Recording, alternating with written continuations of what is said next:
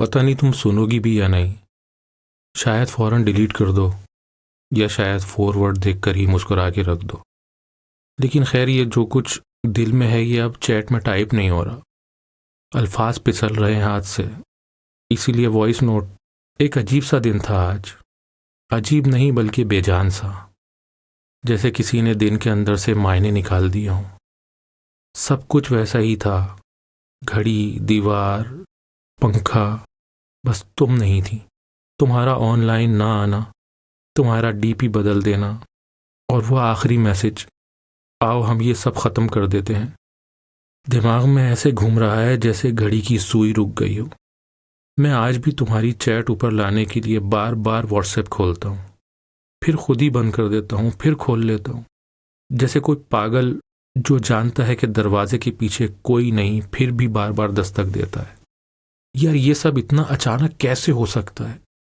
मैं अभी तक खुद को यही झूठ सुना रहा हूं कि तुम बस नाराज हो। कल सुबह उठ के लिखोगी, सॉरी मैं ओवर रिएक्ट कर गई थी। लेकिन अंदाजा है अंदर से, अंदर कहीं बहुत नीचे, मैं ये भी जानता हूं कि इस बार बात बहुत सीरियस है। तुम हमेशा कहती थी ना कि तुम जज्बात छुपा लेते हो, एक्सप्रेस नहीं करते। आज पहली बार एक्सप्रेस कर रहा हूं। लेक्चर नहीं, कोई मजाक भी नहीं, सिर्फ सच्चा सा दर्द। जब तुमने वो मैसेज भेजा था ना, मैंने फौरन रिप्लाई नहीं किया, बस पहले उस लाइन को देखता रहा। फ़ोन की स्क्रीन डिम हुई, फिर ऑफ। मैंने दोबारा अनलॉक किया, फिर वही लाइन, वही अल्फाज कि ये सब ख़त्म। मैं यही सोचता रहा कि तुमने ये कैसे लिखा होगा, आखिर कैसे? तुम्हारा हाथ कांपा होगा, आंख नम हुई होगी, या तुम इतनी आदी हो चुकी हो छोड़ के जाने की कि अब तुम्हें तकलीफ भी नहीं होती। हमेशा की तरह मेरा दिल तुम्हें सही साबित करने की कोशिश करता रहा कि शायद तुम ठीक हो, शायद वाकई ये सब खत्म होने ही वाला था, शायद मैं ही बस क्लिंगी हो गया था, मैं ही जबरदस्ती इस रिश्ते में सांस डाल रहा था जो अंदर से कब का मर चुका था। मैंने तुम्हें कॉल करने के लिए कितनी बार उंगली कॉल वाले बटन पर ले जाकर वापस खींची, पता है तुम्हें? एक तरफ दिल था कि बस एक बार, सिर्फ एक बार मेरी आवाज सुन लो, और दूसरी तरफ दिमाग कि जैसे खुददारी भी तो कोई चीज़ होती है। और आखिर में हुआ क्या? ना कॉल की ना खुददारी बची, बस तुम चली गई और मैं उसी दरमियान में लटका रह गया। मैं सोच रहा हूं कि अगर मैं फौरी कॉल कर लेता तुम रो पड़ती, मैं बेवकूफ़ों की तरह सब कुछ एक्सप्लेन करने लगता, शायद लड़ाई बढ़ जाती, शायद थोड़ी कम हो जाती, लेकिन कम से कम कोशिश का टिक तो लगा होता ना। अब तो बस काश लिखा रह गया। आज बैठा था तो एक चीज समझ आई, हम जब किसी से पूरे दिल से जुड़ जाते हैं ना, तो वो अगर बस 2 हरूफ भी लिख दे, ओके, तो भी दिल पूरा थीसिस बना लेता है। और जब आओ सब खत्म करें ऐसा लिख दे तो दिल खाली हो जाता है, ऐसा खाली कि अपने ही जिस्म में आवाज गूंजने लगती है। मैं बहुत स्ट्रांग बनने की एक्टिंग करता रहा तुम्हारे सामने, हमेशा, हर लड़ाई में, हर बहस में, हर इग्नोरेंस में। लेकिन सच ये है, मैं इतना स्ट्रांग कभी था ही नहीं। मैं तुम्हारे साथ कमजोर होने की लग्जरी अफोर्ड नहीं करता था। डर था कि कहीं तुम मुझे कमजोर देखकर मेरी जगह किसी और को ना दे दो। यही डर आज हकीकत बन गया है। तुम चली गई हो और मैं अपनी तमाम एक्टिंग के साथ कमरे में अकेला बैठा हूं। मुझे नहीं मालूम तुम्हारी साइड से स्टोरी क्या है। शायद मैंने वाकई तुम्हें इतना हर्ट किया कि तुम्हारे पास अब कुछ बचा ही नहीं। शायद मैंने तुम्हारी बात सुनी ही नहीं, तुम्हारी डिमांड नहीं समझी, तुम्हारी थकन, हाँ थकन यही लफ्ज़ है। शायद तुम थक गई थी मुझे समझाते समझाते, मेरा इंतज़ार करते करते, मेरा मूड बर्दाश्त करते करते, मेरी डिलीवरीज, प्रोजेक्ट्स, कॉल्स, बहाने, और मैं बस यही सोचता रहा वो तो है, वो कहीं नहीं जाएगी। लेकिन तुम चली गई। मैं झूठ नहीं बोलूँगा, नहीं बोलूँगा, मुझे तुमसे गुस्सा भी है इस तरह मैसेज करके चले जाने पर, बग़ैर मिले, बग़ैर कोई एक फाइनल बात किए, बग़ैर मेरी आंखों में वो आखिरी मंजर छोड़े, बस टाइपिंग, टेक्स्ट और फुल स्टॉप। लेकिन उसी गुस्से में एक सच और भी है कि अगर आज अचानक तुम्हारा हाय आ जाए ना, तो मैं बिना कोई क्वेश्चन किए, कोई कंप्लेन किए, सिर्फ इतना कहूँगा, कहाँ थी तुम इतने दिन? पता है कभी कभी दिल इंतकाम नहीं मांगता, वो सिर्फ कंटिन्यूशन मांगता है। खिड़की से बाहर की हल्की ट्रैफिक की आवाज़ अभी भी कमरे में हल्की सी पीली पीली रोशनी जल रही है, टेबल पर पड़ी तुम्हारी भेजी हुई छोटी सी चीज़ अब भी वहीं रखी हुई है, मैंने हटाई नहीं। छूना चाहता हूँ मगर हाथ रुक जाता है। ऐसा लगता है जैसे उसे हाथ लगाते ही तुम्हारे सारे मैसेज, सारी रातें, सारे कॉल लॉग्स मेरे सामने खड़े हो जाएंगे और मैं फिर वापस नहीं निकल पाऊंगा। शायद इसीलिए मैंने तुम्हारी चैट डिलीट नहीं की और ब्लॉक भी नहीं किया। ये अजीब सा मिडिल है जहाँ इंसान ना आगे बढ़ता है ना पीछे जाता है, बस लास्ट सीन देखकर अपने दिल का हाल खुद समझने की कोशिश करता रहता है। पता है मैं ये भी नहीं जानता ये सब तुम तक पहुंचेगा भी या नहीं, और अगर पहुंचा तो तुम सुनोगी या सिर्फ प्ले करके फ़ोन एक तरफ रख दोगी। लेकिन मैं इस वक्त किसी जवाब की उम्मीद से नहीं बोल रहा, बस दिल में जो भारी सा पत्थर रखा हुआ है ना, उसे थोड़ा सा हल्का करने की कोशिश कर रहा हूँ। ये पहला वॉइस नोट शायद बस इसी शौक के बारे में है, इस डिसबिलीफ के बारे में कि हम वाकई अब हम नहीं रहे। अच्छा अभी यहीं तक रखता हूँ वरना तुम कहीं ये ना कहो कि कितना बोलता है यार, और ऐसा सोच के तुम पूरा नोट स्किप ना कर दो। अगर कभी तुम वाकई एक्सीडेंटल ही सही यहाँ तक भी सुन लो तो बस दिल ही दिल में एक छोटी सी कह देना, शायद कहीं ना कहीं मेरी रूह तक वो तुम्हारी पहुंच जाए। और पता है जब मैंने ये सोचा ना कि शायद तुम्हारी एक छोटी सी मेरे अंदर तक उतर जाएगी, तो साथ ही एक और ख्याल आया, अगर तुमने ये सब सुना ही नहीं तो मैं एक एक लफ्ज़ तोल के बोल रहा हूँ और वहाँ तुम शायद सो रही होगी या किसी और चैट में बिजी हो, या फिर शायद मेरा नंबर देख के ही आगे बढ़ जाती हो। यही ख्याल मेरे अंदर कभी कभी इतना लाउड हो जाता है कि दिल चाहता है फ़ोन दीवार पर मार दूं, लेकिन फिर खौफ आ जाता है कि फ़ोन टूट गया तो वो जगह जहां मैं चुपके से तुम्हारी चैट खोल के तुम्हारा नाम देखता हूं वो भी ख़त्म ना हो जाए। मैं अपने दिल का क्या करूं जो अभी तक तुम्हारी मौजूदगी और तुम्हारी अदम मौजूदगी दोनों से डर रहा है। पता है आज पूरा दिन मेरी हालत ऐसी थी जैसे किसी ने मुझे अंदर से म्यूट कर दिया। अम्मी कुछ पूछ रही थी, बेटा खाना खा लो, मैंने बस सर हिला दिया। दोस्त ने मैसेज किया चल यार बाहर चलते हैं, मैंने लिखा मूड नहीं। कोई पूछे किस बात का मूड, जिंदा रहने का, हंसने का, खाने का, या बस तुम्हारे बगैर नॉर्मल रहने का। मैं आईने में खुद को देख रहा था, चेहरा वही, आंखें वही, मगर बाल बेतरतीब। नजर आ रहा था कि अंदर से कुछ शदीद बदल गया है। एक तरफ दिल कह रहा था रो लो, खुल के रो लो, दूसरी तरफ दिमाग कह रहा था बड़े हो गए हो यार, अब भी बच्चों की तरह रोओगे। मैं बीच में ही अटका रहा, आंखें भरी रहीं लेकिन आंसू जुबान की तरह खामोश बैठे रहे। फौरन दबाने की कोशिश में मोबाइल हाथ में था, बार बार स्क्रीन ऑन करता था, ऑफ करता था, चैट खोलता, बंद करता। एक वक्त ऐसा आया मैंने पूरी संजीदगी से तुम्हारा नंबर डिलीट करने का सोचा, हकीकी वाली हिम्मत जमा की, कॉन्टैक्ट ओपन किया, उंगली डिलीट वाले ऑप्शन पर ले गया। फिर ऐसा लगा जैसे मैं तुम्हें नहीं खुद को डिलीट करने जा रहा हूँ। क्या तुम्हें यकीन आएगा इस बात का? क्योंकि ये नंबर अब सिर्फ डिजिट नहीं रहे, ये मेरी इतनी सारी रातों, इतनी सारी सुबहों, इतनी सारी उम्मीदों का शॉर्ट कोड है। मैंने फिर फ़ोन वापस रख दिया। दिल ज़ोर ज़ोर से धड़कने लगा जैसे मैंने कोई बहुत बड़ा क्राइम करने की कोशिश की हो, और आखिरी वक्त पर रुक गया। तुम्हारी डीपी भी कई बार चेक की। अजीब है ना, तुमने डीपी बदली थी तो सबसे पहले मैं ही देखता था और बेशर्मी से जूम करके हर डिटेल ऑब्जर्व करता था। मगर आज तुम्हारी डीपी देखने से डरता हूँ कि अगर तुम खुश लग गई तो किसी फंक्शन में, किसी गैदरिंग में, किसी रैंडम जगह पर हंसती हुई, कैमरा तुम्हारी तरफ और तुम्हारी आंखें कहीं और। मुझे ये सोच के भी दर्द होता है कि तुमने मेरी ज़िंदगी से निकलने के बाद भी हंसना नहीं छोड़ा। हाँ, मुझे ये सोच सोच के डर लगता है। तुम्हारा हंसना भी अच्छा लगता है, पर यह फिक्र भी रहती है कि कहीं अब इस हंसी में शामिल ना हूं।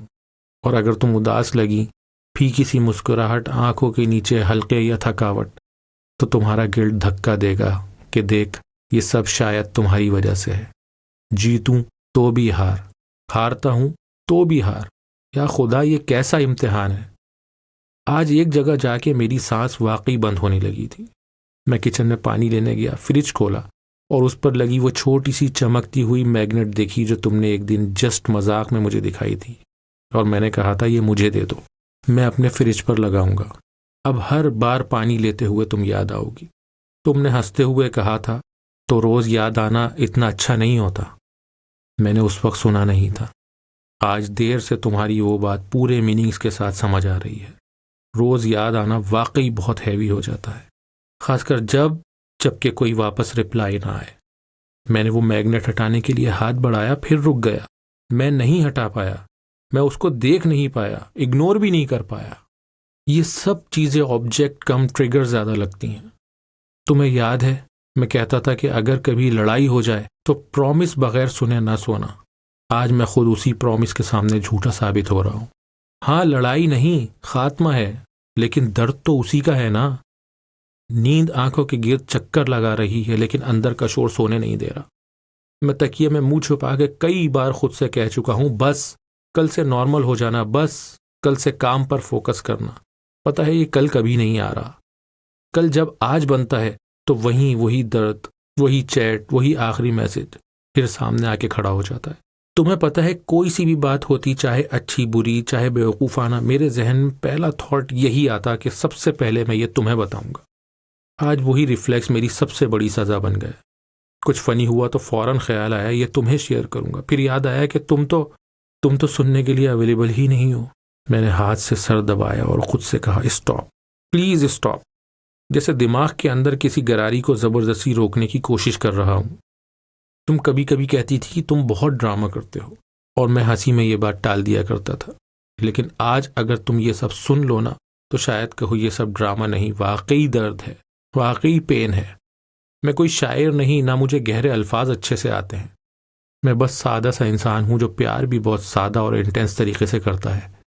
मेरे लिए तुम्हारा ये कहना कि खाना खाया वो भी लव लेटर जैसा था, और तुम्हारा आज बात नहीं कर सकती कहना भी ऐसी चोट जिसका निशान दिनों तक रहता था। तुम्हारी छोटी छोटी चीज़ें मेरे लिए इतनी बड़ी थीं कि शायद मैंने बाकी पूरी दुनिया उनके आगे छोटी कर दी। और अब जब वो छोटे जुमले, इमोजीज और छोटे गिफ्ट्स, छोटे वॉइस नोट्स सब रुक गए हैं तो दुनिया बेशक्ल लगने लगी है, आवाज़ बेशक्ल लगने लगी है। काश तुम्हारा वो आखिरी मैसेज कुछ और होता। चलो चंद दिन ब्रेक कर लेते हैं, या बात मुश्किल है मगर कोशिश करते हैं, या कम से कम इतना ही होता कि तुम कहती मैं कोशिश करके वापस आऊंगी, लेकिन सीधा ख़त्म कर देते हैं। तुम तो हमेशा क्लैरिटी रखने वाली थी और मैं हमेशा जीने वाला। तुमने अपनी क्लैरिटी के साथ ये बाब बंद किया और मैं अब भी सवालों के साथ उसी बाब के बाहर बैठा हूं। मैं जानता हूं तुम्हें अब शायद ये सुनने में भी वेट लगे, और शायद तुम राइटली सोचो कि मैं मूव ऑन करना चाहती हूं, ये फिर पुराने बाब खोल रहा है। तो सुनो, मैं तुम्हारे मूव ऑन में रुकावट नहीं बनना चाहता, इसलिए ये सारे वॉइस नोट्स तुम्हें भेजूं या ना भेजूं ये अभी भी डिसाइड नहीं किया। शायद मैं इन सबको सिर्फ अपने पास रखूं, अपने अंदर के शोर का आर्काइव बना के। लेकिन अगर कभी हिम्मत हो गई और मैंने सेंड दबा दिया और तुमने किसी रैंडम रात इन्हें प्ले कर लिया, तो बस इतना जान लेना कि तुम्हारी गैर मौजूदगी ने मुझे कितना मौजूद कर दिया मेरे अपने सामने। मैं आज अपने दिल को इतने करीब से पहली बार देख रहा हूँ। वो सारा ईगो, सारी जिद, सारी बच्चे जैसी जिदें सबके साथ, और ये सब सिर्फ तुम्हारी वजह से हुआ है, तुम्हारे जाने की वजह से। चलो इस वॉइस नोट को यहीं रोकता हूँ। तुम्हारा ऑनलाइन होना अब मेरी ज़रूरत नहीं, लेकिन तुम्हारा खुश रहना शायद हमेशा मेरी दुआ रहेगा। शायद कभी अगला वॉइस नोट रुक रुक कर नहीं बल्कि थोड़ी सी प्रीमेच्योर सी मैच्योरिटी के साथ रिकॉर्ड करूँगा। फिलहाल तो यही दिल टूटने के बाद की कैफियत है, जैसे कोई हादसा अभी अभी हुआ हो और मैं अभी तक ज़मीन पर बैठा गर्द झाड़ रहा हूँ। तुम सुनो या ना सुनो, तुम्हारी मर्जी। मैंने अपनी तरफ से जो टूटा हुआ दिल रिकॉर्ड हो सकता था वो कर दिया है। मैंने खुद से वादा किया था कि तुम्हें ज़्यादा तंग नहीं करूँगा। फिर यादों ने ज़ोर से कॉलर पकड़ के झंझोड़ा कि बैठो और बोलो। तुम्हें याद है हमारा पहला प्रॉपर दिन क्या था? कोई बड़ी जगह, सिनेमा या कोई रेस्टोरेंट नहीं। तुम बस में थी और मैं कॉल पर, और तुम विंडो के बाहर देखती हुई मुझे सिटी दिखा रही थी, सिर्फ लफ्ज़ों में। यहाँ कॉर्नर पर एक छोटी सी चाय की स्टॉल है। यहाँ मैं स्कूल के ज़माने में दोस्तों के साथ फ्राइज़ खाने आती थी। यहाँ सिग्नल पर हमेशा ट्रैफिक जैम रहता था। मैंने उस दिन तुम्हारा शहर तुम्हारी आंखों से देखा, और शायद ऐसी ही किसी शाम मैंने फैसला किया कि मुझे तुम्हारी आंखों में ज़िंदगी भर की रेजिडेंस चाहिए। तुम कहती थी ना कि तुम एग्जैचुरेट बहुत करते हो। हाँ, करता था, क्योंकि तुम मेरे लिए एग्जैचुरेशन नहीं थी, तुम हकीकत से भी ज़्यादा रियलिटी लगती थी। मुझे वो छोटी छोटी वॉइस नोट्स भी याद हैं जो तुम रोज़मर्रा के बीच में भेजती थी कि मैं अब जा रही हूँ क्लास में। सुन, आज मेरा मूड ऑफ है। ओए देख, मैंने आईब्रोज खुद बनाए हैं। मैं इन सब छोटी छोटी रिकॉर्डिंग्स को सुन सुन के अपने दिन का टेम्परेचर चेक करता था। अगर तुम ज़्यादा हंसती हुई लगती तो दिल को सुकून, अगर थकी हुई तो दिल बेचैन हो जाता था। तुम्हें याद है वो पहली बारिश वाली शाम? तुमने मैसेज किया था बारिश हो रही है, काश तुम यहाँ होते तो हम छत पर बैठकर सिर्फ गप मारते। और मैंने मुस्कुराते हुए रिप्लाई किया था, सिर्फ गप? तुमने 2 मिनट बाद वॉइस नोट भेजा, हाँ बस गप। तुम लोग हर चीज़ में रोमांस क्यों घुसेड़ देते हो? मैंने वॉइस नोट उसी वक्त कम से कम 10 बार रिप्लाई किया था, पता है तुम्हें?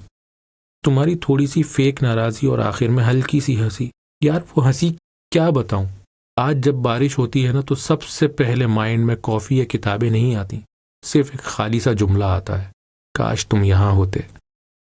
और फिर आगे कोई जवाब नहीं, सिर्फ खामोशी होती है। हमारी पहली स्टूपिड लड़ाई याद है तुम्हें? मैंने स्टोरी लगाई थी किसी रैंडम कोट के साथ, तुमने देखा लेकिन रिप्लाई नहीं किया। मैं भी ईगो में आ गया। मैंने सोच लिया, अच्छा अब मैं भी नहीं लिखूंगा। पूरा दिन गुजर गया। रात को तुमने सिर्फ एक जुमला भेजा, क्या तुम नाराज हो? वो 3 लफ्ज, तुम नाराज हो, इतने कंसर्न से भरे थे कि मैंने सारा दिन जो एटीट्यूड कलेक्ट किया हुआ था वो 1 सेकंड में जमीन पर पटक दिया। मैंने इतना लंबा वॉइस नोट भेजा, नहीं यार नहीं, थोड़ा सा बिजी था। तुमने चुपके से एक स्माइली भेजकर कहा, तुम्हें जो भी होता है सीधा बोल दिया करो। मैंने नहीं बोला।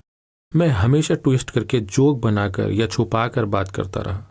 तुमने कितनी बार कहा, दिल में जो है सीधा कह दिया करो, और मैं दिल ही दिल में सोचता रहा, अगर सीधा कह दिया तो तुम कहीं डर ना जाओ। शायद तुम डर जाती या शायद नहीं, लेकिन आज ये सब शायद मेरे गले में पत्थर बनकर लटक रहे हैं। याद है वो दिन जब तुमने कहा था तुम्हारे साथ एक दिन कुछ नहीं करूंगी, बस बैठ के खामोश रहूंगी और तुम मेरी खामोशी बर्दाश्त करोगे। और मैंने बड़े कॉन्फिडेंस से कहा था, हाँ 100%। तुमने चैलेंज के लहजे में कहा, 5 मिनट बाद तुम खुद बोल पड़ोगे कि कुछ बोल भी लो। आज मैं तुम्हारी खामोशी घंटों, दिनों, हफ्तों से बर्दाश्त कर रहा हूं, और कहीं जाके अब समझ में आया है कि खामोशी कितनी हैवी होती है, खुसूसन उस इंसान की जिसका लास्ट सीन अब तुम्हारी दुनिया से बाहर हो। तुम्हारी अम्मी का वो रैंडम जुमला कि ये दोनों तो हमेशा फ़ोन पर ही रहते हैं। मैंने इतनी बार इमेजिन किया कि एक दिन वो यही जुमला हंसते हुए किसी शादी में कहेंगी और हम साथ साथ बैठे होंगे। तुमने एक दिन वॉइस नोट में भी कहा था, पता है अगर कभी हमने शादी कर ली ना तो लोग कहेंगे इनकी रिहर्सल सालों से व्हाट्सएप पर चल रही थी। मुझे लगता था प्यार में ऐसे ही स्टूपिड डायलॉग्स बोले जाते हैं, लेकिन तुम्हारे साथ ये सब सच लगता था, और आज उसी सच की खाली जगह सबसे ज़्यादा दुख देती है। पता है तुम्हारे साथ हर छोटी छोटी चीज़ भी ना बहुत बड़ी बड़ी लगती थी। सर में दर्द है तो मैं पूरा डॉक्टर बन जाता था, रिजल्ट आता था तो मैं खुद से ज़्यादा नर्वस हो जाता था, दोस्तों के साथ बाहर हूँ तो मैं बच्चों की तरह पूछता रहता, कहाँ तक पहुँचे, वापस कब आओगी, पिक्चर भेजो। तुम कहती थी तुम्हें ट्रस्ट इश्यूज़ है, और मैं हंसी में बात उड़ा देता था। हालांकि सच यही था कि ट्रस्ट इशू नहीं था, खौफ था कि कोई तुम्हें मुझसे ज़्यादा इंटरेस्टिंग ना लग जाए। मैं तुम्हारी हर लाफ, हर स्टोरी, हर वर्ड को सेव करता रहा, और तुम शायद मेरी कुछ बातें डिलीट करती गई। बहुत नॉर्मल बात है, हम सब ऐसे ही करते हैं, लेकिन मेरे लिए तुम्हारी फेवरेट चैट मैं ही था। ये इल्यूजन बहुत स्वीट भी था और बहुत डेंजरस भी।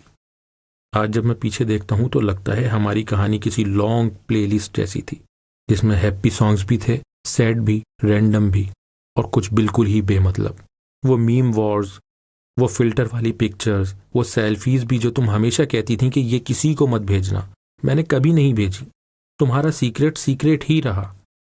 बस एक सीक्रेट मैं नहीं रख पाया, और वो ये था कि तुम्हारी याद मैं कभी शेयर नहीं कर पाया किसी के भी साथ, ना दोस्तों के साथ, ना फैमिली के साथ।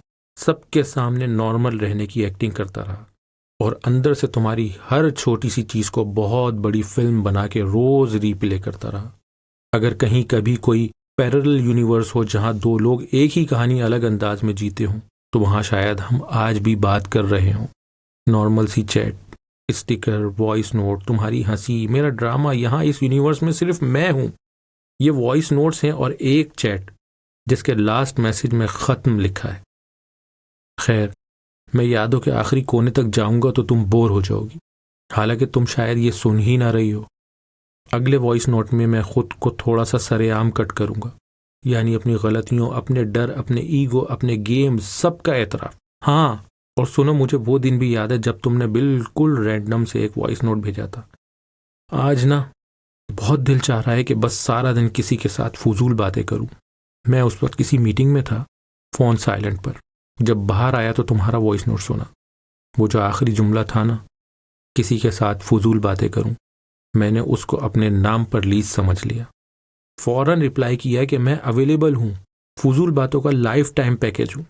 और तुमने हंसते हुए कहा था, हाँ बस तुम्हें सीरियस मोमेंट्स में फजूल बातें नहीं करनी, बाकी पूरा दिन तुम्हारे नाम। आज सोचता हूँ कि सीरियस मोमेंट्स में भी मैंने फजूल ही किया, या ओवर सीरियस हो गया। बैलेंस में कहीं ना कहीं हम दोनों गड़बड़ा गए। वो पहली ईद याद है तुम्हारे साथ? ईद का कोई फिजिकल प्लान नहीं था, सिर्फ वीडियो कॉल। तुमने ग्रीन रंग का दुपट्टा लिया हुआ था, बाल थोड़े से गीले थे, सर झुका के कैमरा थोड़ा साइड पर था। तुमने बड़ी नॉर्मल सी आवाज़ में कहा, ईद मुबारक, और मैं स्क्रीन के उस तरफ इतना बेवकूफ़ों की तरह मुस्कुरा रहा था कि खुद को भी शर्म आ रही थी। और तुमने फ़ौरन कैच कर लिया, तुम ऐसे क्यों हंस रहे हो? मैंने जोक में कह दिया, अच्छा लग रहा है कि मेरी ईद किसी ख़ास ने विश की। तुमने आहिस्ता सा कह दिया, फिर थोड़ा चेहरा कैमरे के करीब लाई। वो एक सेकंड, बस वो एक सेकंड आज तक मेरे दिल में फ्रीज है। उस एक सेकंड में मुझे लगा कि पूरी दुनिया म्यूट हो गई है, बस तुम हो इस छोटी सी स्क्रीन में और मैं हूं। और दरमियान में सिर्फ ईद मुबारक नहीं, कितने सालों की ख्वाहिशें, दुआएं और बेनाम से प्लान्स खड़े हैं। तुम्हें वो किचन वाला सीन याद है? तुमने पहली बार मेरी पसंद के मुताबिक कोई चीज़ बनाई थी, चिकन शॉशलिक या कुछ ऐसा ही मिलता जुलता। तुम वीडियो कॉल पर थी, कैमरा कभी चूल्हे पर, कभी काउंटर पर, कभी तुम्हारी इधर उधर भागती हुई शक्ल पर। मैं बस कॉल पर बैठा तुम्हें देख रहा था और हिदायत देने की एक्टिंग कर रहा था। ज़्यादा नमक मत डालना, रंग देखो, आँच कम करो। तुमने आखिरी में प्लेट सामने करके कहा था, ये लो, फ़ख्र करो मेरे कुकिंग स्किल्स पर। मैंने स्क्रीन पर सिर्फ देखा। टेस्ट तो मुझे नहीं मिला, लेकिन मैं इस प्राइड से खुश हुआ जो तुम्हारी आंखों में था। तुमने सिर्फ कहा, तुम होते तो टेस्ट भी करा देती। मैंने दिल ही दिल में कितनी बार इस लाइन को पकड़कर फ्यूचर प्लान बनाया। हाँ यार, एक दिन मैं वाकई होऊंगा, तुम बनाओगी, मैं खाऊंगा, झगड़ा होगा किसने ज़्यादा खाया, और अब तुम्हारे किचन में जो भी बैठा है या बैठेगा उसके हिस्से में वो सारे सीन्स आएंगे जो मैंने सिर्फ माइंड में रिहर्स किए थे। हम दोनों का इतना कुछ हो सकता था और ना हो सका। वो दिन भी कितनी क्लैरिटी से याद है। तुमने बगैर किसी वजह के पूरा दिन रिप्लाई नहीं किया था। मैं शुरू में नॉर्मल था, मसरूफ़ होगी, फिर थोड़ा अनईजी, सब ठीक तो है, फिर स्ट्रेट पैनिक, स्टेटस देखना, लास्ट सीन देखना, ऑनलाइन होते ही मैसेज सेंड करना। रात को तुमने छोटा सा मैसेज भेजा, आज दिल नहीं चाह रहा था किसी से बात करने को। पता है, मेरे अंदर 2 रिएक्शंस आए थे। एक ने कहा, ये मेरा भी हक है, मुझसे बात ना करो तो तकलीफ होती है। दूसरे ने कहा, यार कभी कभी इंसान बस खुद से भी थक जाता है। मैंने पहले वाले रिएक्शन को चूज किया, कहीं ना कहीं लंबा सा इमोशनल नोट लिख दिया। अगर तुम मुझसे भी शेयर नहीं करोगी तो फिर किससे करोगी? तुमने खामोशी से सिर्फ सॉरी लिखा और साथ एक अधूरा सा दिल भेजा था। मैं उस रात जीता हुआ समझ रहा था, वाह, मैंने कन्विंस कर लिया कि मेरी अहमियत है। आज पता चल रहा है कि मैंने उस रात तुम्हारे अंदर किसी छोटे कॉर्नर में ये बात कभी ना कभी बोझ बनने के लिए रख दी थी कि जब भी मुझे अपने लिए स्पेस चाहिए होगी, ये इंसान मुझे गिल्ट फील कराएगा। ये भी एक छोटा सा जख्म था जो मैंने तुम्हें दिया। तुम शायद मुस्कुरा के बर्दाश्त करती रही, लेकिन जख्म तो जख्म ही होता है, चाहे जिस टोन में भी दिया जाए। तुम्हारा बर्थडे, वो भी कितनी डिटेल से याद है। मैंने एक दिन पहले से नोट्स बना लिए थे कि मैं तुम्हें क्या क्या टेक्स्ट करूंगा, किस वक्त कॉल करूंगा, कौन सा पुराना इंसिडेंट याद दिलाऊंगा, कौन सी सिली सी अभी तक ना मानने वाली ख्वाहिश उस पर जोक करूंगा। रात 12 बजे से 5 मिनट पहले मैं ऑनलाइन था, टाइपिंग विंडो खुली हुई, मैसेज रेडी था, बस सिर्फ सेंड करना था। और अचानक तुम ऑनलाइन हो गई। तुम्हारा स्टेटस चेंज हुआ, फीलिंग ब्लेस्ड। मैं स्क्रीन के उस तरफ बच्चे की तरह एक्साइटेड हो रहा था, ये देखो, मैं सबसे पहले विश करूंगा। मैंने एग्जैक्टली 12 बजे मैसेज भेजा, बड़ा सा पैराग्राफ, आखिर में वॉइस नोट भी। कि मैं दुआ करता हूँ तुम्हारी ज़िंदगी में हर वो चीज़ आए जो तुम चाहती हो, और अगर मैं भी इसमें दाखिल होता हूँ तो वो बोनस हो। तुमने 5 मिनट बाद सिर्फ 2 लफ्ज़ लिखे, थैंक यू। मैं थोड़ा सा हर्ट हुआ था। मैंने सोचा इतनी मेहनत, इतनी डिटेल और जवाब सिर्फ 2 वर्ड्स। लेकिन फिर सुबह पता चला तुम्हारे घर में गेस्ट आए हुए थे। फैमिली के बीच बैठकर 10-10 मिनट फ़ोन पर लगना पॉसिबल नहीं था। याद है तुमने अगले दिन वॉइस नोट में क्या कहा था? तुमने कहा था मैंने तुम्हारा मैसेज 2-3 बार पढ़ा था, बस प्रॉपर रिप्लाई नहीं दे पाई, सॉरी। मैंने उस वक्त कैजुअल अंदाज में कह दिया चल छोड़, लेकिन दिल में खामोशी से शुक्रिया अदा किया था क्योंकि उसने वाकई फील किया था जो मैंने लिखा। आज सोचता हूँ हम दोनों कितनी बार एक दूसरे के बारे में रॉन्ग अजम्पशंस बना लेते थे और फिर बाद में क्लैरिफाई भी हो जाता, पर हर जहाँ लगा होता था वहाँ निशान रह जाता था। एक याद ज़रा सी चुपती भी है और मुस्कुराती भी है। वो दिन जब तुम दोस्तों के साथ किसी आउटिंग पर गई थी, पिक्चर्स भेज रही थी, हंसी मजाक सब कुछ नॉर्मल, फिर एक पिक्चर आई जिसमें तुमने किसी और के साथ शोल्डर टच करके सेल्फी ली हुई थी, बिल्कुल नॉर्मल फ्रेंड पोज। मेरी आंख इस पिक्चर पर ऐसे अटकी जैसे किसी ने जूम करके सिर्फ शोल्डर टच मुझ पर फेंक दिया हो। मैंने फौरन अपने दिल से लड़ाई शुरू कर दी कि नॉर्मल है, दोस्त है, कोई मसला नहीं। लेकिन उसी दिल के किसी कोने में एक छोटी सी आवाज़ आई, ये जगह तुम्हारी थी। मैंने उस दिन तुमसे कुछ नहीं कहा, ना लड़ा, ना इनडायरेक्ट कमेंट किया, बस खुद से चुपचाप एक छोटा सा कंपटीशन क्रिएट कर लिया कि एक दिन मैं भी ऐसी ही सेल्फी लूंगा तुम्हारे साथ। और पता है वो दिन कभी नहीं आया।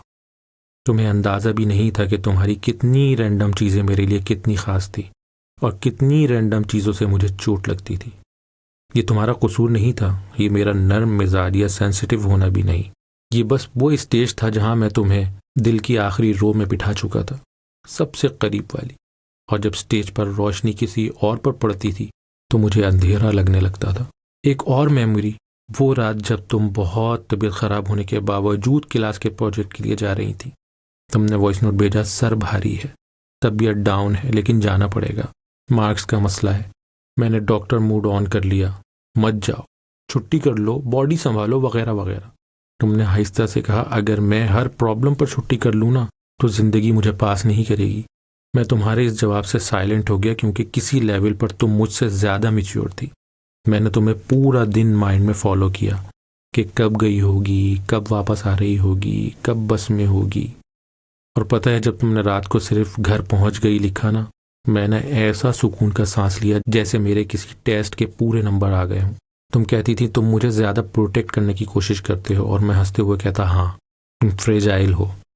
सच ये था कि फ्रेजाइल तुम नहीं, फ्रेजाइल मैं था, तुम्हारे बगैर रहने के ख्याल से फ्रेजाइल। आज वही ख्याल हकीकत बन गया है और मैं रोज़ इस रियलिटी को टच करके जल जाता हूँ। याद है तुमने एक बार मुझे कहा था अगर कभी हमारा ब्रेकअप हुआ ना तो तुम सबसे ज़्यादा स्टोरी टेलिंग करोगे अपने फ्रेंड्स के साथ। मैंने ईगो में कहा था हाँ, क्योंकि मेरे पास मटेरियल भी तो है। आज मैं कोई स्टोरी किसी को नहीं सुना रहा क्योंकि मैं तुम्हें सिर्फ सैड सेंडिंग वाली कहानी बनाकर मुंह पर नहीं मार सकता। ये यादें कितनी अजीब चीज़ है, कुछ हंसाती हैं, कुछ रुलाती हैं, कुछ बस शांत सा दर्द छोड़ जाती हैं। मेरे लिए तुम्हारी याद अब किसी पुरानी डायरी के पेजेस जैसी हो गई है जिसमें खुशबू भी है और पीले दाग भी। मैं कहीं जाकर वो डायरी बंद नहीं कर पा रहा, बस पेज बदलता रहता हूँ और हर पेज पर तुम ही तुम हो। खैर मैं जानता हूँ ये सब तुम तक शायद कभी ना पहुँचे, या अगर पहुँचे तो तुम इस डिटेल से फील ना करो जितना मैं कर रहा हूँ। लेकिन अगर कभी किसी लम्हे तुम अपने फ़ोन पर बैठे बैठे अपनी पुरानी पिक्चर्स स्क्रॉल करो और उनके बीच कोई ऐसा दिन आ जाए जहाँ तुमने मेरे साथ ज़्यादा हंसा था, तो बस 1 सेकंड को रुक कर इतना सोच लेना कि उस दिन वो भी वाकई खुश था। बस इतना ही, उसके बाद आगे बढ़ जाना। ज़िंदगी रुकने के लिए नहीं, और मैं तो वैसे भी तुम्हारे पीछे कहीं यादों में रुका हुआ हूँ। अगर कभी तुम वाकई ये सब सुनो तो शायद तुम्हें पता चले कि तुम्हारे पीछे छोड़ कर जाने के बाद मैं अंदर से कितना बिखर गया हूँ। तुम जानती हो ये वाला वॉइस नोट शायद मेरे लिए सबसे मुश्किल है क्योंकि इसमें मैं तुमसे नहीं खुद से लड़ रहा हूँ। सुनो, सबसे पहले ये मान लेता हूँ कि मसला सिर्फ तुम नहीं थी, बड़ा हिस्सा मैं था। मैं जो हर बात पर ओवर रिएक्ट करता था, जो हर छोटे से डिले को रिजेक्शन समझ लेता था, जो हर बार तुम्हारा ये कहना कि मैं मसरूफ़ हूँ उसको तुम बदल गई हो समझ बैठता था। तुमने कितनी बार समझाया दिन में हर वक्त फ़ोन हाथ में नहीं होता, और मैं कितनी बार दिल ही दिल में ये ट्रांसलेट करता रहा, अब मैं हर वक्त तुम्हारे हाथ में नहीं हूँ। ये जो बेवकूफ़ सा माइंड है ना, ये जितना क्रिएटिव होता है उतना ही बेरहम भी होता है। मुझे सबसे बड़ा एतराफ़ यही करना है कि मैंने तुम्हें सेफ स्पेस नहीं दिया, तुम्हें इतनी फ्रीडम नहीं दी कि तुम मेरे साथ बेझिझक अपनी हर बात शेयर कर सको। मैं या तो मशवरा देने लग जाता, या लेक्चर, या खुद ही परेशान होकर साइलेंट मोड में चला जाता। तुम मेरे रिएक्शन से डरती रही और मैं खुद को केयरिंग समझता रहा। तुमने एक बार बहुत साफ कहा था, तुम्हारे साथ हर छोटी बात शेयर करते हुए मुझे ये डर लगा रहता है कि तुम ज़्यादा सीरियस ना हो जाओ। मैंने उसे उस वक्त ईगो में ले लिया था। ओह, तो मेरी सीरियसनेस तुम्हें प्रॉब्लम लगती है? हालांकि असल बात बहुत ही सिंपल थी। तुम एक शरीके सफ़र चाहती थी जिसके साथ दिल हल्का हो सके, और मैं हाफ टाइम जज बन जाता था, half time doctor, half time दादा, बस पार्टनर कम बनता था। एक और बात कि मैंने तुम्हें बहुत बार टेस्ट किया।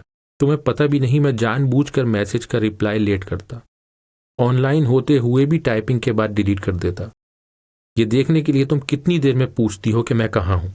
अगर तुम लाताल्लुक़ रहती तो मैं अंदर ही अंदर तुम्हें कसूरवार बना देता। देखा, अब उसे फ़र्क नहीं पड़ता, और अगर तुम पूछ लेती तो मैं खुद से कहता, अभी भी केयर करती है मेरी। ये सारे के सारे स्टूपिड गेम्स मैंने खुद क्रिएट किए। तुमने नहीं कहा था कि मुझे टेस्ट करो, मैंने खुद अपनी इनसिक्योरिटीज़ तुम पर प्रोजेक्ट कर दी। तुम थक गई और मैं आज अकेला इन टेस्ट के नताइज भुगत रहा हूँ। मुझे ये भी मानना है कि मैंने तुम्हारी बाउंड्रीज रिस्पेक्ट नहीं की जितना करनी चाहिए थी। तुम कहती थी प्लीज़ आज मुझे खुद के लिए थोड़ा सा टाइम चाहिए, और मैं चंद घंटों बाद ही मिस यू, कहाँ हो, क्या हो रहा है लेकर हाजिर हो जाता। तुम पहले तो हंसते हुए झेलती रही, फिर चिढ़ गई, फिर खामोश हो गई। किसी भी रिश्ते में जब खामोशी ज़्यादा हो जाए ना, तो समझ लेना चाहिए कि बातें किसी और तरफ बह रही हैं। एक सच और भी, मैंने तुम्हें अपनी ज़िंदगी का सेंटर बना लिया था, इतना सेंटर कि बाकी सारी चीज़ें तुम्हारे चारों तरफ घूमने लगी, काम, दोस्त, घर, फ्यूचर प्लान्स। और जब तुमने एक दिन पीछे हटने का फैसला किया तो मेरा पूरा सिस्टम क्रैश हो गया। ये हेल्दी नहीं था, न तुम्हारे लिए न मेरे लिए। किसी एक इंसान में इतना वेट डाल देना कि वो तुम्हें उठाते उठाते खुद भी ज़मीन पर बैठ जाए, ये मोहब्बत नहीं, ये तो बोझ है। मैंने मोहब्बत दिखाते दिखाते तुम पर बोझ बढ़ा दिया। मुझे याद है एक दिन तुमने बहुत नरम लहजे में कहा था कि तुम खुद को ज़रा मजबूत बना लो, मुझे डर लगता है कि कभी मैं न रही तो तुम क्या करोगे। मैंने इस बात पर हंसी में रिप्लाई किया था, तुम्हारा ना होना पॉसिबल ही नहीं। और आज तुम नहीं हो और मैं तुम्हारी इसी एक बात की प्रैक्टिकल क्लास ले रहा हूँ। मैं मजबूत नहीं हूँ, लेकिन ये भी सच है कि कम से कम अब खुद को पहचान तो रहा हूँ कि मैं कितना डिपेंडेंट था तुम पर, तुम्हारी आवाज़ पर, तुम्हारे अच्छे मूड पर, तुम्हारी ओके पर। ये एतराफ़ मैं इसलिए रिकॉर्ड कर रहा हूँ कि शायद कभी मैं खुद ये वॉइस नोट दोबारा सुनूँ तो मुझे पता रहे कि मैंने क्या क्या गलत किया तुम्हारे साथ, ताकि अगर कभी ज़िंदगी में कोई और ऐसी जगह आए तो मैं उसके साथ ये सब रिपीट ना करूँ। ये तुम पर एहसान नहीं है, ये खुद पर सख्ती है। एक बात और, जब तुमने ख़त्म लिखा मैंने 1 घंटा कोई रिप्लाई ही नहीं किया। मैंने सोचा ये गेम है, ये देखना चाह रही होगी कि मैं क्या करता हूँ। मैं अगर जल्दी रिप्लाई कर गया तो मेरी वैल्यू डाउन हो जाएगी। मैं उस लम्हे भी ईगो वैल्यू अपर हैंड सोच रहा था, और तुम शायद बहुत देर से फाइनल फैसला करने की एज पर खड़ी थी, बस मेरी एक मैच्योरिटी का इंतज़ार कर रही थी। मैं मैच्योर न हो सका, ये मेरी हार है। अगर तुम सुन रही हो तो मैं बाकायदा ये एडमिट कर रहा हूँ कि तुम जीत गई हो और मैं मोहब्बत की हर जंग में हार गया हूँ, क्योंकि मैंने पहले खुद से लड़ना सीखा ही नहीं। सॉरी हर उस बार के लिए जब मैंने तुम्हारी बात बीच में काटकर अपना पॉइंट ऊपर रखा। सॉरी हर उस लम्हे के लिए जब तुम अच्छा फील नहीं कर रही थी, कह रही थी, और मैंने कहा तुम ओवरथिंक करती हो, ये कहकर तुम्हारा एहसास डिसमिस कर दिया। सॉरी उन सब रातों के लिए जो तुमने खामोशी में रोकर गुजारी और मैं यही समझता रहा कि ये सब नॉर्मल है, मगर तुम नॉर्मल नहीं थी और मैं देख नहीं पाया। अच्छा, ये तीसरा वॉइस नोट मैं यहीं रोकता हूँ, वरना मैं खुद से ज़्यादा नफरत करने लगूंगा। आखिरी वॉइस नोट में शायद मैं तुम्हें छोड़ने की कोशिश करूँगा, या कम से कम इतना तो कि तुम अगर कभी वापस ना भी आओ तो मैं अपने टूटे हुए दिल को किसी तरह कैरी कर सकूँ। अगर इत्तेफाक से यहाँ तक भी तुम पहुँच गई हो ना, तो मैं बस एक छोटा सा शुक्रिया कहूँगा, क्योंकि तुम मेरी ज़िंदगी में जो कुछ भी थी वो सब सिर्फ मैं ही जानता हूँ। तुम वाकई बहुत खुश थी और शायद अभी भी हो, बस फ़र्क यह है कि पहले तुम मेरे आज का हिस्सा थी, अब सिर्फ कल का किस्सा हो। एक और बात जो हमेशा दिल के किसी कोने में चुभती रही और मैंने कभी सीधी तरह नहीं कही, कि तुम जब भी अपने फ्यूचर की बात करती थी ना, कि मैंने ये करना है, मुझे ऐसे घर का शौक़ है, तो मैं हर बार बाहर से बहुत सपोर्टिव बन के बोलता था, वाह शानदार, तुम ऐसा ज़रूर करोगी। लेकिन अंदर से मैं हर ख्वाब के साथ अपना नाम जोड़ लेता था। तुम कहती थी मैंने बाहर जाके स्टडी करनी है, मैं सोचता था मैं भी साथ होऊंगा। तुम कहती मैं एक दिन अपनी अम्मी के लिए बहुत अच्छा सा घर लूंगी, मैं सोचता उस घर की दीवारों में मेरी मेहनत भी बसी होगी। तुम कहती थी मैं किसी दिन खुद का बिजनेस शुरू करूंगी, मैं दिल ही दिल में पार्टनरशिप में अपना नाम लिख लेता। असल में मैंने तुम्हारे हर ड्रीम को अपने साथ बाइंड कर दिया था और शायद तुमने कभी इस लेवल पर मुझे काउंट ही नहीं किया। तुम्हारे लिए मैं प्रेजेंट था, मेरे लिए तुम फ्यूचर तक फैली हुई थी।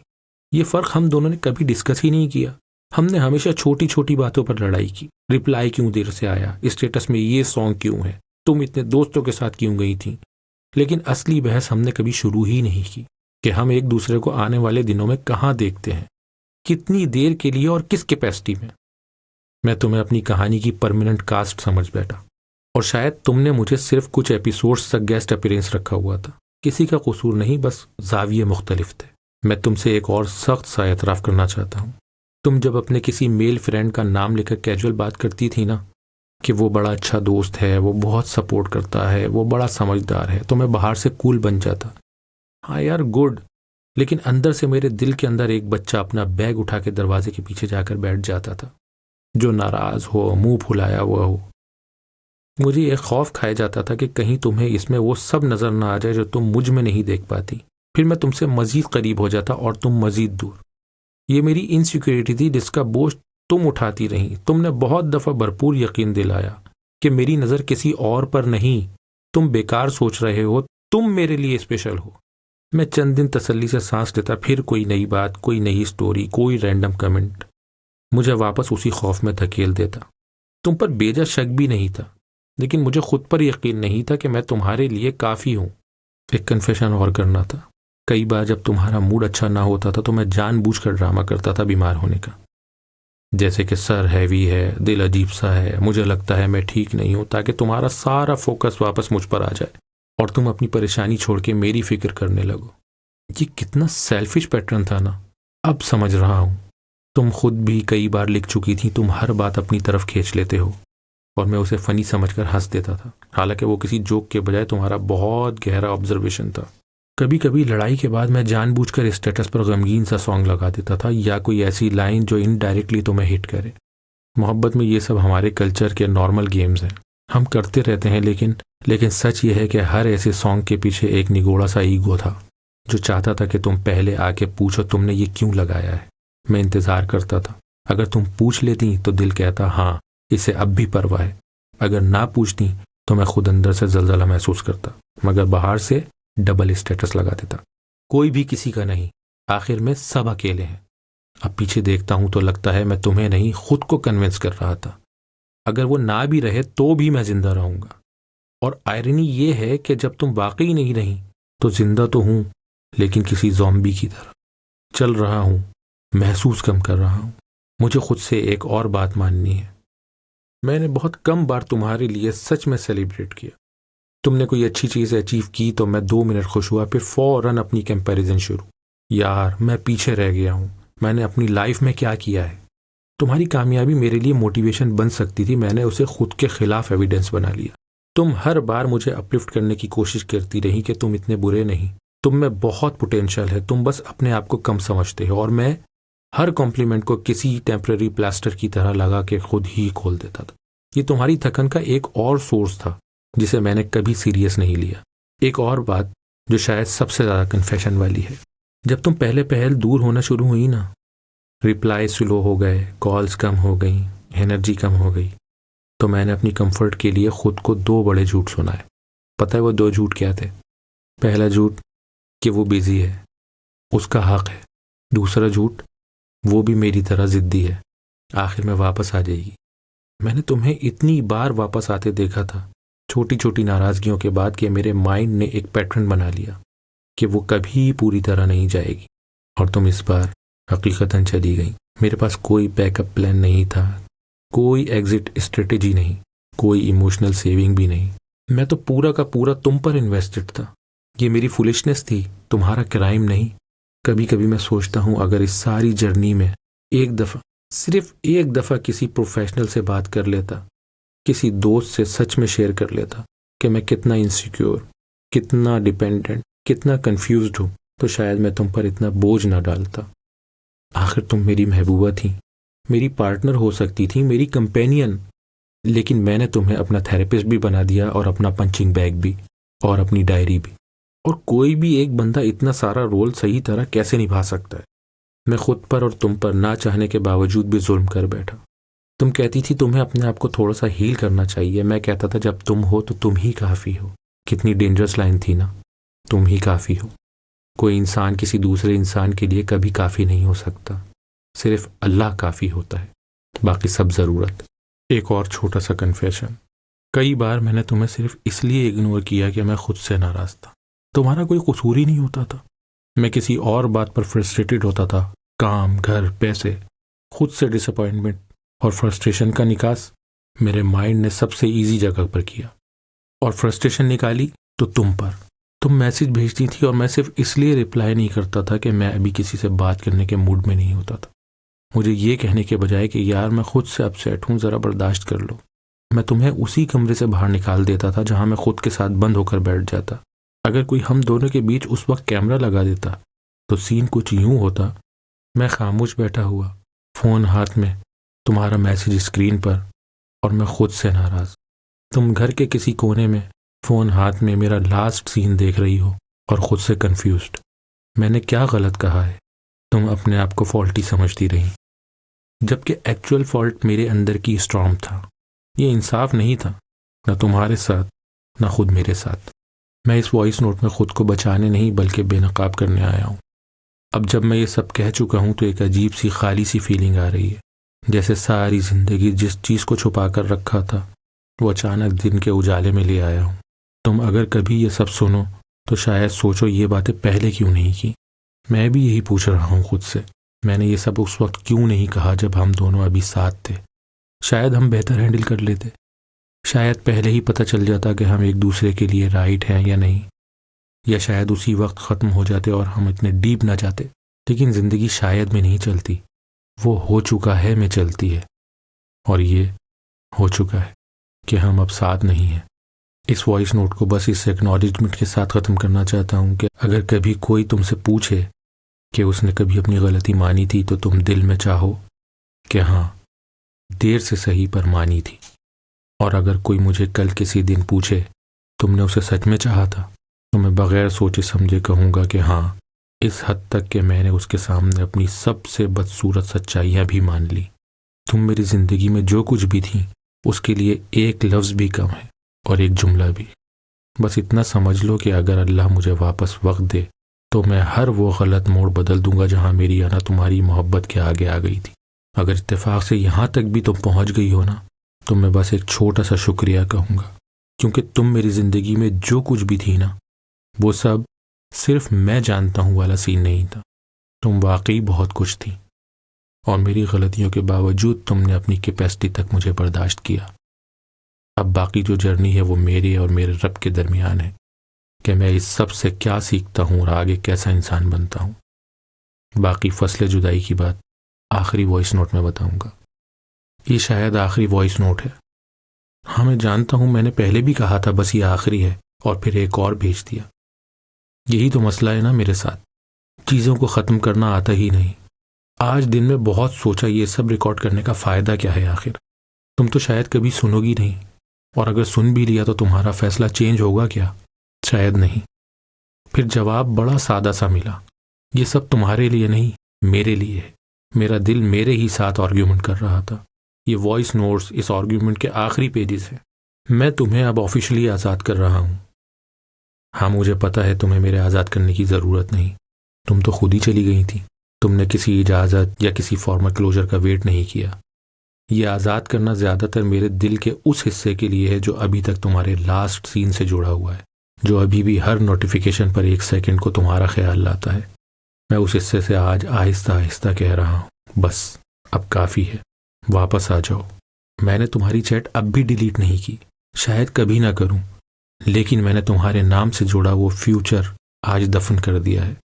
वो फ्यूचर जिसमें हम किसी छोटे से घर में कोई रैंडम सी सीरियल नेटफ्लिक्स पर लगाए हुए एक दूसरे से ज़्यादा स्क्रीन पर फिक्रे कस रहे होते। वो फ्यूचर जिसमें तुम मूड ऑफ होने पर मेरी हुडी पहनकर खामोशी से कमरे के एक कोने में बैठ जाती और मैं जान जाता कि आज बस साथ बैठना है, कोई लेक्चर नहीं, कोई सॉल्यूशन नहीं, बस सिर्फ साथ। वो फ्यूचर जिसमें तुम मेरी स्टूपिड ओल्ड एज जोक्स पर भी हंसती रहती और मैं बुढ़ापे में भी तुम्हारा फेवरेट बैकग्राउंड नॉइस होता। ये सब जो मैंने बहुत डिटेल में इमेजिन किया था, आज मैंने अपने दिमाग के किसी एटिक में बंद कर दिया है। दरवाजे को आहिस्ता से बंद किया है, जोर से नहीं, क्योंकि रिस्पेक्ट अभी भी है उस कहानी के लिए जो कभी हमारे बीच थी। मैं तुमसे कोई वादा नहीं मांग रहा, ना कोई एश्योरेंस कि तुम कभी वापस आओगी, ना ही कोई क्लोजर लेटर, ना कोई अपॉलॉजी। मैं बस ये मानने लगा हूं कि कभी कभी जिंदगी में जो इंसान तुम्हें सबसे ज्यादा अपना लगता है ना, वही तुम्हारे चैप्टर का सबसे उदास फुल स्टॉप बन जाता है। और फुल स्टॉप का काम होता है रुकना, आगे नहीं बढ़ना, बस पीछे लिखी हुई पूरी लाइन का खुलासा बन जाना। अगर सुनो तो सोचो कि कितना ड्रामा है। तुम शायद ये सब सुन के, मेरा मकसद है जब तुम सुनोगी तो सोचोगी कि ये कितना ड्रामा है, लेकिन मैंने इसी ड्रामे में तुम्हें बहुत सच्चाई से चाहा। मैं तुम्हें आज भी बुरा नहीं कह पा रहा, हालांकि कितना इजीली मैं तुम्हें विलन बना सकता था। दोस्तों से कह सकता था कि उसने धोखा दिया, उसने छोड़ दिया, वो ऐसी थी, वो वैसी थी, लेकिन सच तो यह है कि अगर कहानी टूटी है तो दोनों ने अपनी अपनी जगह कुछ न कुछ गलत तो किया है। तुमने छोड़ने का फैसला किया, मैंने पकड़ने के तरीके सही वक्त पर इस्तेमाल नहीं किए, बस इतना ही। अगर कभी बहुत साल बाद कहीं कोई रैंडम सी जगह, किसी शादी में, किसी मॉल में, किसी एयरपोर्ट पर हम अचानक आमने सामने आ गए, तो मैं तुम्हें देख के सिर्फ इतना छोटा सा सलाम करूंगा, बस अस्सलाम वालेकुम, कैसी हो तुम। और तुम अगर सिर्फ मुस्कुरा भी दो ना, बगैर कुछ कहे, तो मैं उस एक मुस्कुराहट को एक्सेप्ट कर लूंगा as the final goodbye. क्योंकि हर कहानी लफ्ज़ों के साथ ख़त्म नहीं होती, कुछ सिर्फ आंखों के कॉर्नर में हल्की सी नमी और होंठों की बहुत हल्की सी हरकत से ख़त्म होती हैं। मैं तुम्हें दुआओं से नहीं निकाल रहा। हो सकता है एक दिन मैं तुम्हारा नाम एक्सप्लिसिटली ना दूँ, तुम्हारा चेहरा जहन में इतना वाज़े ना रहे, तुम्हारी आवाज़ मेमोरी से हल्की हो जाए, लेकिन एक दुआ ऐसी रहेगी जो शायद किसी नाम के बगैर तुम्हें पकड़ती रहे। या अल्लाह, जिसे मैंने कभी दिल से चाहा था, उसे उसकी जगह पर खुश रखना। ये दुआ शायद तुम्हारे लिए है, शायद मेरे लिए भी, क्योंकि कहीं ना कहीं मैं खुद को भी उसी चाह में जलता हुआ देख रहा हूँ। अच्छा, अब वाकई बस, यह आखिरी वॉइस नोट है तुम्हारे नाम पर। इसके बाद अगर कभी मैं कुछ रिकॉर्ड करूँ भी, तो शायद सिर्फ अपने लिए। तुम अगर कभी ये सब सुनो तो कोई रिस्पॉन्सिबिलिटी फील मत करना। मैं कोई डिमांड नहीं कर रहा, ना वापसी, ना वजाहत, ना जस्टिफिकेशन। बस एक टूटा हुआ दिल अपनी आखिरी सलामी दे रहा है। अल्लाह तुम्हें आसानियाँ दे और तुम्हारे नसीब में वो सब कुछ लिखे जो शायद मेरे साथ मुमकिन नहीं था। मैं यही हूँ, कहीं ना कहीं इसी शहर में, इसी व्हाट्सएप पर, इसी नंबर के साथ, लेकिन अब तुम्हारा इंतज़ार ऑफिशियली ख़त्म।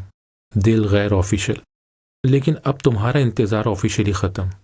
दिल गैर ऑफिशियल जैसे भी मैनेज करे, वो मेरा मसला है, तुम्हारा नहीं। मैं सोच ही रहा था कि वॉइस नोट ख़त्म कर दूं, मगर फ़ौरन दिल ने बच्चों की तरह मेरी कमीज़ खींच के कहा, नहीं, एक बात और।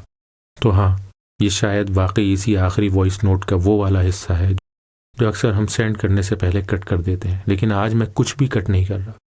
सुनो, छोड़ने का फ़ैसला कर लिया है मैंने, पर छोड़ना एक दिन में नहीं होता। तुम जा चुकी हो शायद एक मैसेज में, लेकिन मेरा दिल हर चीज़ आहिस्ता आहिस्ता छोड़ेगा। तुम्हारा नाम मेरे नोटिफिकेशन बार से, तुम्हारी आदत मेरे दिन के स्केड्यूल से, और तुम्हारा ख्याल मेरी रात के आखिरी सोच वाले स्लॉट से। मैं जानता हूँ पहले कुछ दिन तुम्हारी डीपी बदलने पर दिल अभी भी थोड़ा सा एक्स्ट्रा जूम करेगा, तुम्हारे लास्ट सीन पर अभी भी आधी रात को आँख खुल जाएगी। म्यूचुअल दोस्तों की स्टोरी में अगर तुम कहीं दूर ब्लर भी नजर आई तो उंगली स्क्रीन पर रुक जाएगी। लेकिन मैं खुद से एक छोटा सा वादा कर रहा हूँ, मैं तुम्हें स्टॉक नहीं करूँगा, न इंस्टा पर, न फेसबुक पर, न किसी रैंडम आईडी से, न किसी म्यूचुअल से। तुम्हारी ज़िंदगी अब तुम्हारी है, मेरी क्यूरियोसिटी तुम्हारे लिए बोझ नहीं बनेगी। हाँ, दिल तो बहुत चाहेगा कि पता चले तुम्हारी शादी कब हुई, तुम्हारा पार्टनर कैसा है, तुम्हें वो मेरी तरह लेट नाइट मीम्स भेजता है या नहीं? वो तुम्हें ऐसी कॉफ़ी बना के पिलाता है जैसे तुम चाहती हो? तुम्हारी अम्मी उसे अप्रूव करती हैं या बस बर्दाश्त? ये सब जानने का बहुत दिल करेगा, मगर मैं पूछूंगा नहीं, क्योंकि कुछ सवाल सिर्फ ईगो की तसल्ली के लिए होते हैं। रूह को उनसे कोई सुकून नहीं मिलता। शायद कभी मैं खुद ही किसी दिन रैंडम स्क्रॉल में तुम्हारी शादी की पिक्चर्स देख लूं। तुम रेड ड्रेस में, हाथों पर मेहंदी, पास में कोई बहुत डिसेंट सा लड़का। मैं 2 सेकंड के लिए फ्रीज हो जाऊंगा, सांस रुक जाएगी, गला ड्राई हो जाएगा, फिर मैं स्क्रीन लॉक कर दूंगा। और अगर मैं वाकई छोड़ने वाला इंसान बन सका तो मैं पिक्चर जूम नहीं करूंगा, ना इस कपल के दिल वाले इमोजीज गिनूंगा भी नहीं। बस दिल में आहिस्ता से कहूंगा, अल्लाह तुम दोनों के लिए आसान करे। ये जुमला इतना आसान नहीं होगा लिखना, मगर इसी में मेरी थोड़ी सी बच जाने वाली इंसानियत होगी। मैंने आज एक और काम भी किया। मैंने तुम्हारा नाम फ़ोन में नहीं बदला, ना कोई सैड सा सिंबल लगाया, बस एक छोटा सा दिल हटा दिया है जो मैंने तुम्हारे नाम के आगे रखा हुआ था। तुम्हें शायद बहुत छोटी चीज़ लगे, लेकिन मेरे लिए ये बहुत बड़ा स्टेप है। दिल स्क्रीन से हटा है, अब आहिस्ता आहिस्ता असल दिल से भी हटेगा, या कम से कम इतना तो हल्का हो जाएगा कि मैं सांस ले सकूं। मुझे पता है आने वाले महीनों में रात के किसी पहर तुम्हारा दिल हल्का सा मेरे बारे में सोच भी ले, तो बस दिल में एक छोटा सा माफ़ करना कह देना। मैं यहाँ से इतना कह रहा हूँ, और मैं भी किसी दिन खुद को माफ़ करने की कोशिश करूँगा। मैं तुम्हें अपनी कहानी की परमानेंट कास्ट समझ बैठा, और शायद तुमने मुझे सिर्फ कुछ एपिसोड्स तक गेस्ट अपीयरेंस रखा हुआ था। किसी का कसूर नहीं, बस जाविये मुख्तलिफ थे। मैं तुमसे एक और सख्त सा एतराफ़ करना चाहता हूँ। तुम जब अपने किसी मेल फ्रेंड का नाम लेकर कैजुअल बात करती थी ना, कि वो बड़ा अच्छा दोस्त है, वो बहुत सपोर्ट करता है, वो बड़ा समझदार है, तो मैं बाहर से कूल बन जाता। हाँ यार, गुड। लेकिन अंदर से मेरे दिल के अंदर एक बच्चा अपना बैग उठा के दरवाजे के पीछे जाकर बैठ जाता था, जो नाराज़ हो, मुंह फुलाया हुआ हो। मुझे ये खौफ खाया जाता था कि कहीं तुम्हें इसमें वो सब नज़र ना आ जाए जो तुम मुझ में नहीं देख पाती। फिर मैं तुमसे मज़ीद करीब हो जाता और तुम मज़ीद दूर। ये मेरी इनसिक्योरिटी थी जिसका बोझ तुम उठाती रही। तुमने बहुत दफ़ा भरपूर यकीन दिलाया कि मेरी नज़र किसी और पर नहीं, तुम बेकार सोच रहे हो, तुम मेरे लिए स्पेशल हो। मैं चंद दिन तसल्ली से सांस लेता, फिर कोई नई बात, कोई नई स्टोरी, कोई रैंडम कमेंट मुझे वापस उसी खौफ में धकेल देता। तुम पर बेजा शक भी नहीं था, लेकिन मुझे खुद पर यकीन नहीं था कि मैं तुम्हारे लिए काफ़ी हूँ। एक कन्फेशन और करना था। कई बार जब तुम्हारा मूड अच्छा ना होता था तो मैं जानबूझकर ड्रामा करता था बीमार होने का, जैसे कि सर हैवी है, दिल अजीब सा है, मुझे लगता है मैं ठीक नहीं हूँ, ताकि तुम्हारा सारा फोकस वापस मुझ पर आ जाए और तुम अपनी परेशानी छोड़ के मेरी फिक्र करने लगो। ये कितना सेल्फिश पैटर्न था ना, अब समझ रहा हूँ। तुम खुद भी कई बार लिख चुकी थी, तुम हर बात अपनी तरफ खींच लेते हो, और मैं उसे फनी समझकर हंस देता था, हालांकि वो किसी जोक के बजाय तुम्हारा बहुत गहरा ऑब्जर्वेशन था। कभी कभी लड़ाई के बाद मैं जानबूझकर स्टेटस पर गमगीन सा सॉन्ग लगा देता था, या कोई ऐसी लाइन जो इनडायरेक्टली तुम्हें हिट करे। मोहब्बत में ये सब हमारे कल्चर के नॉर्मल गेम्स हैं, हम करते रहते हैं, लेकिन सच ये है कि हर ऐसे सॉन्ग के पीछे एक निगोड़ा सा ईगो था जो चाहता था कि तुम पहले आके पूछो तुमने ये क्यों लगाया है। मैं इंतज़ार करता था। अगर तुम पूछ लेती तो दिल कहता हाँ, इसे अब भी परवाह है। अगर ना पूछती तो मैं खुद अंदर से जलजला महसूस करता, मगर बाहर से डबल स्टेटस लगा देता। कोई भी किसी का नहीं, आखिर में सब अकेले हैं। अब पीछे देखता हूं तो लगता है मैं तुम्हें नहीं, खुद को कन्विंस कर रहा था। अगर वो ना भी रहे तो भी मैं जिंदा रहूंगा। और आयरनी ये है कि जब तुम वाकई नहीं रही तो जिंदा तो हूं, लेकिन किसी ज़ॉम्बी की तरह चल रहा हूं, महसूस कम कर रहा हूं। मुझे खुद से एक और बात माननी है। मैंने बहुत कम बार तुम्हारे लिए सच में सेलिब्रेट किया। तुमने कोई अच्छी चीज़ अचीव की तो मैं 2 मिनट खुश हुआ, फिर फौरन अपनी कंपैरिजन शुरू। यार मैं पीछे रह गया हूँ, मैंने अपनी लाइफ में क्या किया है। तुम्हारी कामयाबी मेरे लिए मोटिवेशन बन सकती थी, मैंने उसे खुद के खिलाफ एविडेंस बना लिया।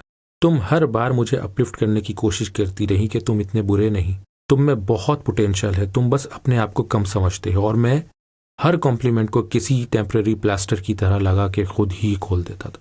ये तुम्हारी थकन का एक और सोर्स था जिसे मैंने कभी सीरियस नहीं लिया।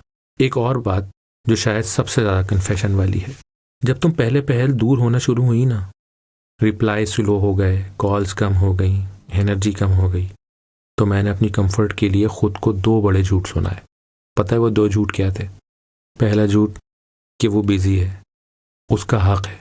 दूसरा झूठ वो भी मेरी तरह ज़िद्दी है, आखिर में वापस आ जाएगी। मैंने तुम्हें इतनी बार वापस आते देखा था, छोटी छोटी नाराज़गियों के बाद, कि मेरे माइंड ने एक पैटर्न बना लिया कि वो कभी पूरी तरह नहीं जाएगी।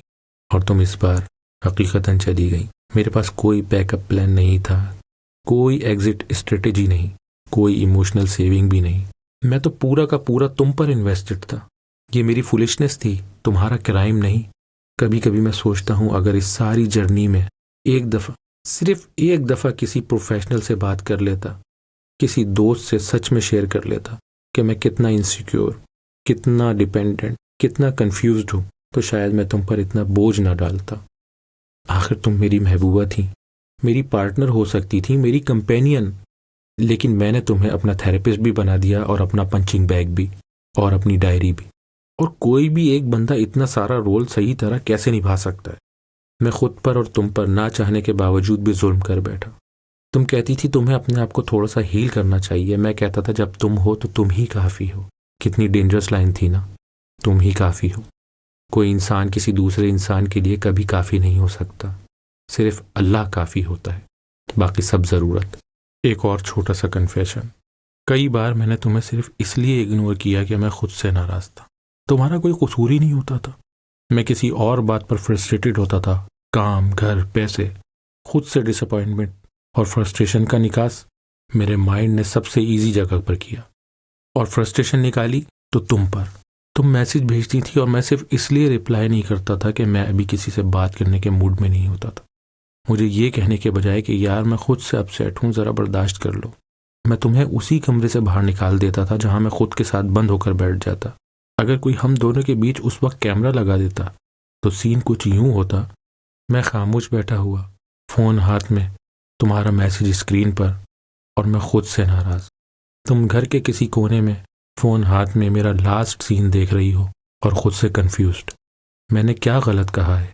तुम अपने आप को फॉल्टी समझती रही, जबकि एक्चुअल फॉल्ट मेरे अंदर की स्टॉर्म था। ये इंसाफ नहीं था, ना तुम्हारे साथ ना खुद मेरे साथ। मैं इस वॉइस नोट में खुद को बचाने नहीं बल्कि बेनकाब करने आया हूँ। अब जब मैं ये सब कह चुका हूँ तो एक अजीब सी खाली सी फीलिंग आ रही है, जैसे सारी ज़िंदगी जिस चीज़ को छुपा कर रखा था वो अचानक दिन के उजाले में ले आया हूँ। तुम अगर कभी ये सब सुनो तो शायद सोचो ये बातें पहले क्यों नहीं की। मैं भी यही पूछ रहा हूँ खुद से, मैंने ये सब उस वक्त क्यों नहीं कहा जब हम दोनों अभी साथ थे? शायद हम बेहतर हैंडल कर लेते, शायद पहले ही पता चल जाता कि हम एक दूसरे के लिए राइट हैं या नहीं, या शायद उसी वक्त ख़त्म हो जाते और हम इतने डीप ना जाते। लेकिन ज़िंदगी शायद में नहीं चलती, वो हो चुका है में चलती है, और ये हो चुका है कि हम अब साथ नहीं हैं। इस वॉइस नोट को बस इस एक्नॉलेजमेंट के साथ ख़त्म करना चाहता हूँ कि अगर कभी कोई तुमसे पूछे कि उसने कभी अपनी गलती मानी थी तो तुम दिल में चाहो कि हाँ, देर से सही पर मानी थी, तो बस दिल में एक छोटा सा माफ़ करना कह देना। मैं यहाँ से इतना कह रहा हूँ और मैं भी किसी दिन खुद को माफ़ करने की कोशिश करूँगा। मेरे लिए तुम्हारी याद अब किसी पुरानी डायरी के पेजेस जैसी हो गई है, जिसमें खुशबू भी है और पीले दाग भी। मैं कहीं जाकर वो डायरी बंद नहीं कर पा रहा, बस पेज बदलता रहता हूँ और हर पेज पर तुम ही तुम हो। खैर, मैं जानता हूँ ये सब तुम तक शायद कभी ना पहुँचे, या अगर पहुँचे तो तुम इस डिटेल से फील ना करो जितना मैं कर रहा हूँ। लेकिन अगर कभी किसी लम्हे तुम अपने फ़ोन पर बैठे बैठे अपनी पुरानी पिक्चर्स स्क्रॉल करो और उनके बीच कोई ऐसा दिन आ जाए जहाँ तुमने मेरे साथ ज़्यादा हंसा था, तो बस एक सेकंड को रुक कर इतना सोच लेना कि उस दिन वो भी वाकई खुश था। बस इतना ही, उसके बाद आगे बढ़ जाना। ज़िंदगी रुकने के लिए नहीं, और मैं तो वैसे भी तुम्हारे पीछे कहीं यादों में रुका हुआ हूँ। अगर कभी तुम वाकई ये सब सुनो तो शायद तुम्हें पता चले कि तुम्हारे पीछे छोड़ कर जाने के बाद मैं अंदर से कितना बिखर गया हूँ।